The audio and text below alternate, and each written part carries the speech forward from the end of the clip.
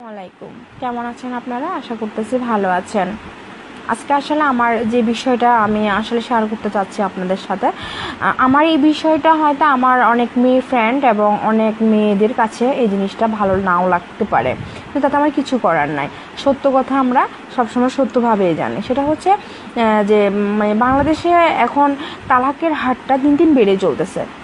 এটার একমাত্র কারণ সেটা হচ্ছে মানে আমি যেটা বুঝতেছি ম্যাক্সিমাম মেয়েই তার হাজব্যান্ডকে তালাক দিচ্ছে। কিন্তু এটার কারণ হচ্ছে কাবিন।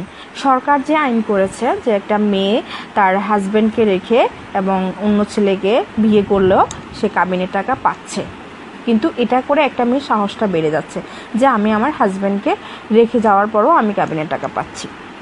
কিন্তু এই আইনটা আমি মানতে পারলাম না। আপনাদের যুক্তিকতা কি বন্ধুরা, সেটা একটু জানাবেন। আরেকটা কথা হচ্ছে যে মানে মেয়েরা ভাবতেছে যে যে আমি তো আমার হাজব্যান্ডকে রেখে অন্য ছেলের সাথে পালাই যাচ্ছি, আমার হাজব্যান্ডের প্রথম হাজব্যান্ডের আমার এখানে 10 লাখ টাকা কাবিন, নেক্সট হাজব্যান্ডের কাছে গিয়ে আমি 15-16 লক্ষ টাকা কাবিন পাবো। ওই কাবিনে আমি চলে যেতে পারবো, তবে ওই হাজব্যান্ডকে রেখে অন্য, এটা মানে আসলে কি মেয়েদের এখন ব্যবসা হয়ে উঠতেছে। আমি যেটা বলবো সেটা হচ্ছে নারীর কারণে নারী নির্যাতিত, এবং সরকার যে আইন করেছে আমি সেই আইনের পক্ষে নই। আরেকটা কথা হচ্ছে যে সরকার পুরুষের ক্ষেত্রে একটা আইন করেছে, একটা পুরুষ তার স্ত্রী যতক্ষণ না পর্যন্ত অনুমতি দিচ্ছে মানে স্বামীকে বিয়ে করার জন্য, ততক্ষণ পর্যন্ত তার স্বামী বিয়ে করতে পারবেন না।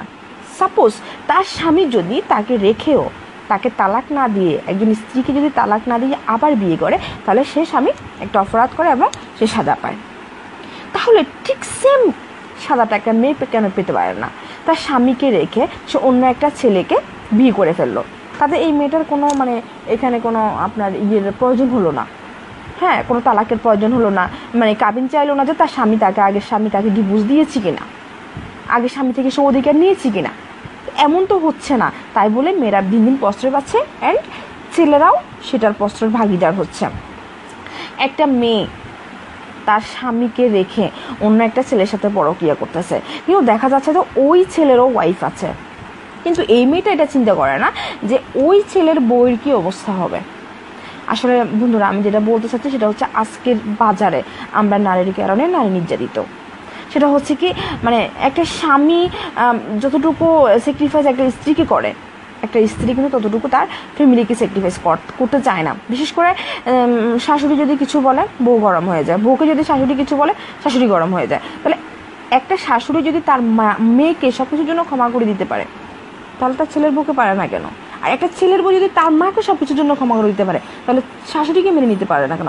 আসলে মূলত কথা হচ্ছে এই সমাধানটা, মূলত এই তালাকের বিষয়টা যদি আমাদেরকে কমাতে হয়, সেটা হচ্ছে মেয়েদেরকে, বিশেষ করে মেয়ে ছেলে সবাইকে স্যাক্রিফাইস শব্দটাকে শিখতে হবে, এবং সরকারকে এই আইনটা এভাবে করতে হবে যে একটা মেয়ে যদি সামাজিকভাবে তার স্বামীর ঘর ছাড়ে এবং সামাজিকভাবে যদি সে ডিভোর্স চায় এবং অন্য ছেলের সাথে যদি পালিয়ে না যায় এবং অন্যায় নিয়ে দোষ গুণ যখন হবে তখন যদি সে ডিভোর্স চায়, তখন সে ডিভোর্সের টাকা পাবে, কাবিনের টাকা পাবে। কিন্তু সে যদি তার হাজব্যান্ডকে রেখে অন্য লোকের সাথে পালিয়ে যায়, তাহলে সে কোনো কাবিনের টাকা পাবে না। এই আইনটা যদি সরকার করে, আমার মনে হয় যে বাংলাদেশ থেকে তালাক শব্দটা আস্তে আস্তে কমে যাবে এবং সংসারগুলো সুখের হবে। বন্ধুরা, কেমন লাগছে আমি জানি না আমার এই কথাগুলো, তবে অনেকের হয়তো মনে কষ্ট যেতে পারে। আল্লাহ হাফিজ। আসসালামাইকুম, কেমন আছেন আপনারা? আশা করতেছি ভালো আছেন।